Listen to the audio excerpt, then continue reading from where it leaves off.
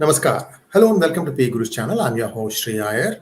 Today is episode 365 of Daily Global Insights, and joining me is my co-host Sridhar Chityalaji. Sridharji, namaskar and welcome to P Guru's channel, sir. Namaskar. Good morning to everybody, or good evening in India, and looking forward to an exciting session on this Saturday.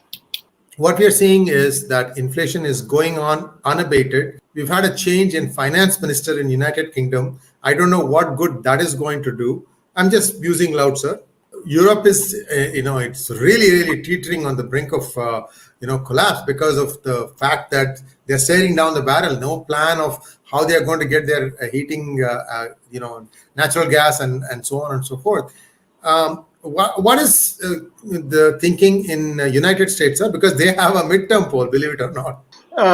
Good morning to everybody once again, and some very interesting set of questions by Sriji to kick off this session.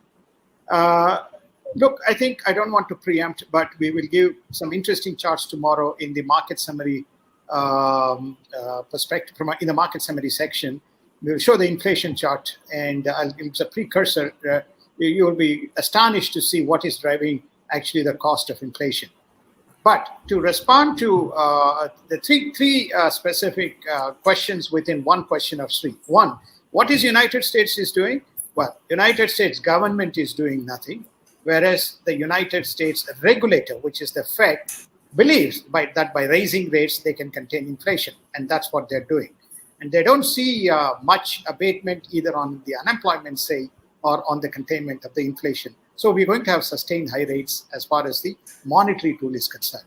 As far as the UK is concerned, UK got a huge backlash with the tax reductions that was launched by the British Prime Minister, Madam Truss, and that received adverse reaction, and some other kind of abnormal bond purchase programs which started and got terminated.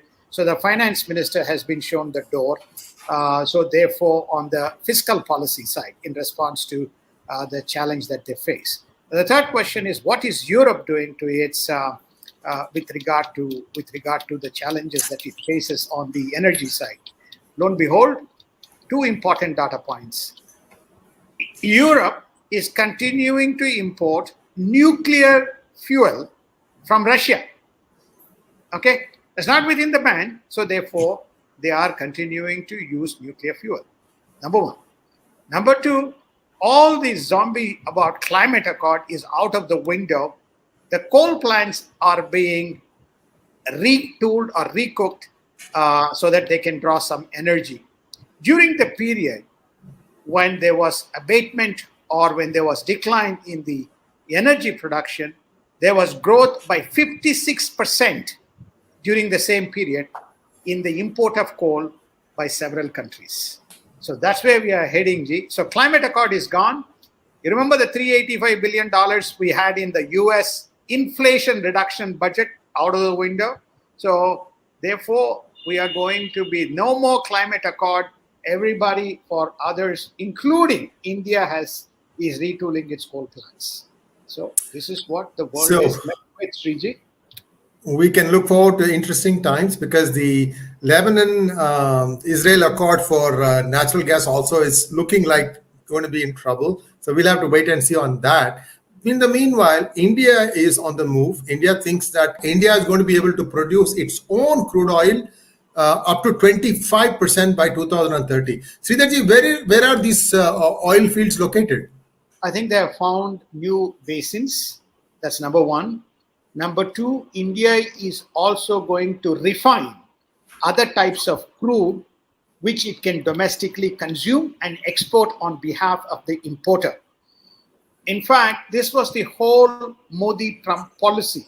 The whole Modi-Trump policy was the West Texas intermediary crude, which is not Brent quality, was to be exported to India exported to India from United States, refined by, the private sector refineries. Part of it was to be exported on behalf of United States to the rest of the world. And in the process, United States will be a net exporter rather than a net importer, and also augment India's capacity to offset on exports and imports. This was the whole policy. So I think this is what they are trying to do, but they may source from different people. And hopefully, if the Republican regime is back, the West Texas Intermediary crude may be back flowing into India. And India now becomes the sixth nation to have its own 5G stack, which it can then offer to the world. Sridharji, this is amazing. Where is this being deployed, sir? Is it Ambani that has this thing, or which company, sir? I think they have set up a whole set of manufacturing capabilities. Some of it is within their public sector. It's an outstanding presentation given both on railways and 5G by the respective ministers. And what they have done is quite an amazing thing in terms of indigenously developing this technology. And they answered even the question why technology was not allowed to be imported from China. And I think it's a very important answer, which is namely, this is of strategic importance. And they have built the entire 5G stack domestically, which each of the components being manufactured by a whole set of players, including the startups. Again, go back to 2020 February visit of President Trump and his meeting with the industry. He told Mr. Ambani, if you have the technology and if you have the ability to develop the technology, please come to United States. We'll provide the capital and build it for us. Okay, but regime changed, and that's in the back burner. But India has moved forward in a very positive and good news for India. Yes, indeed. And viewers, today evening at 8 o'clock, there is an historic occasion that is going to be talked about. The 1971 Bangladesh genocide is now being recognized by United States, and there is a resolution that has been tabled in front of the Congress, and we'll be talking about that. Don't miss that program. What I'm saying that is because this is, again, first time I think that United States has now acknowledged that what happened to the Hindus and some Muslims too in the then East Pakistan has to be recognized, and what's going to happen afterwards on the country Pakistan, we'll have to wait and see. Sridharji, let's take a look at what is happening in China, and for our viewers' benefit, I'd like to put a small drawing here as to how the CCP is going about electing its candidates. Sir, walk it through, sir. Well, I think Xi is in all probabilities, when this August Congress meets and elects its leader, it is in all probability Xi will be back and will also probably share and who key members are. The news is that all his key allies are in the important positions across the spectrum. Start with the Congress assembles, that's 2,300 people. They select the Central Committee comprising of 376 members. These members in turn select three important committees. One is the Politburo, which basically 25 members. Then you have a standing committee comprising of 7 members, and then you have the General Secretary. So 3 important groups: the Politburo, the Standing Committee, and the General Secretary. I think let's wait and see whether Xi Jinping gets all 3, which is General Secretary, the President, as well as being the head of the army. Currently, he holds all the 3 positions, but sign of things to come. But he is likely to be re-elected in all circumstances. And the only thing that we can expect as a result of this is more troublesome days ahead if he continues to follow the policy that he followed until now. Sridharji, you had mentioned that the choice of the premier replacing Li Keqiang is a very interesting one in a couple of DGIs back. Can you share some thoughts on who you think will be the likely premier? No, I think or Prime Minister. The Prime Minister. I think that the Deng was rumored to be one of the guys, but I don't know whether he is likely to be. The whole situation in China is very in flux. Now, there is this I forget the name, the person from Guangdong, who is a liberal man, who allowed some protests to happen with regard to certain issues. It is believed that he is likely to be elected the Prime Minister or Premier, And if it does so, he is expected to again toe the line. Whether this is a compromise that is being worked out in lieu of the potential succession that might happen when Xi leaves remains to be seen. But this is all the type of news that is allowed to float across, but his name got prominently mentioned, which also means whether the Shanghai group has been compromised. That is the other thing that comes out, Shriji. And I don't know if you saw the video, Sridharji, a few hours ago, I put out a video wherein the United States has passed a new resolution which essentially made all the employees of fab manufacturing companies, such as ASML, Applied Materials, and Lam Research, to choose between staying and working in China or resigning the Chinese jobs and coming back to US, without which they were going to lose their citizenship. There's a lot of stuff that's going on. Viewers, do watch that video. It's on our channel too. I'll try to put the link on this one so that in case you want to go, you can go to the description and watch that. Your thoughts on that, Sridharji? Well, I think that this is it's actually, to be honest, the resolution that was passed more recently October 7th, sir. October 7th extends to a wide spectrum. There are US green card holders and US citizens who have factories operating in in China. Now, they may be left with no choice either to divest or to lose their green card and citizenship. This is ubiquitous. It's not just. So they are likely to extend this. They started with chip, then they extended to sensitive industries. Now they extended to the scope that Shriji is alluding to. But what I'm hearing is it is even much broader, where the US green card holders and US citizens may be left with no choice but to walk away and divest, putting really Xi Jinping under the hammer in terms of the choices that he needs to make. So we'll wait and see how that plays out. Sir, touch upon the Ukraine-Russia war. Looks like Russia doesn't want to talk to the West about, stopping it, and they are also mobilizing. They think in about 2 weeks' time they'll be having even more troops on the ground. Although we are hearing some very interesting stories about who these new recruits are. Tell us how you see the situation, and looks like this is going to adversely affect the Democrats. Well, first and foremost, Shriji, Russia is led by an ex-KGB man. Okay, he's not a democratic leader. He comes from as a former head of KGB.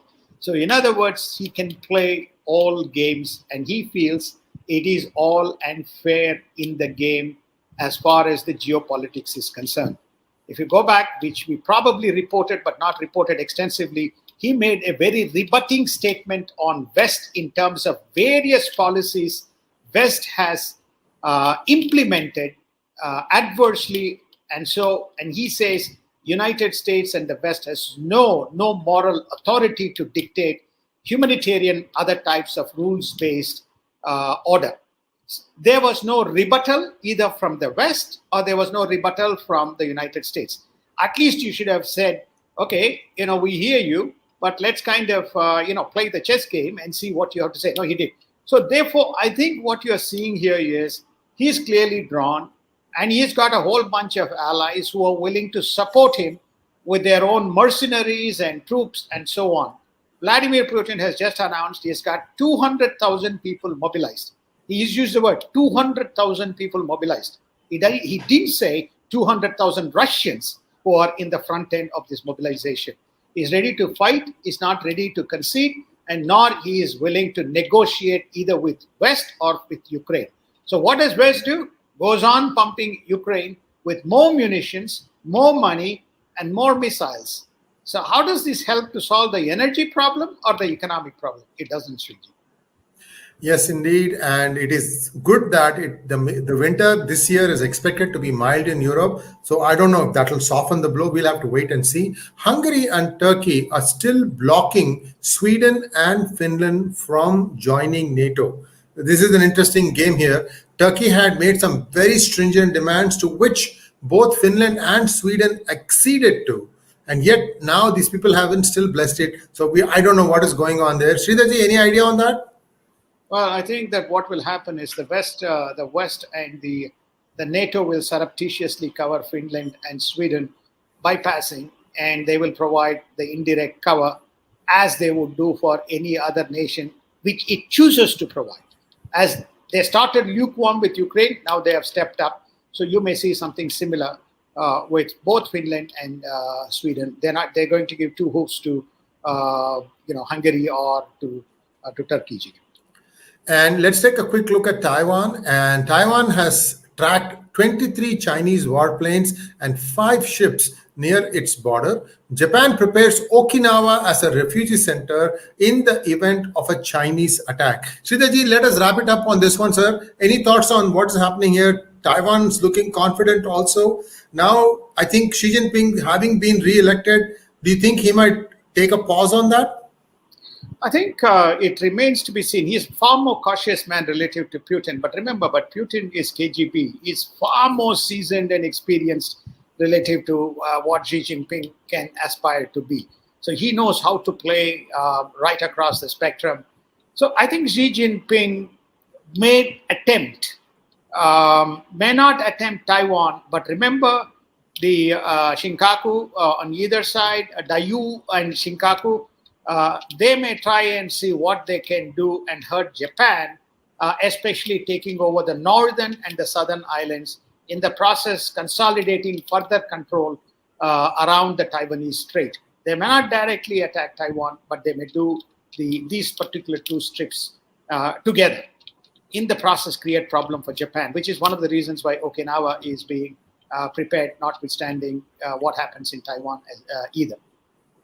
Thank you very much, Sriji. And viewers, that's it for today. Please do like, share, and subscribe to our channel. And don't forget to click on the bell button for notifications. If you liked our research, please show your appreciation by clicking on the super thanks button, or you can also pay us via PayPal, paypal.me/PGURUS. Thank you once again, Sridharji, and we'll be back tomorrow for a market wrap-up on Sunday. Namaskar.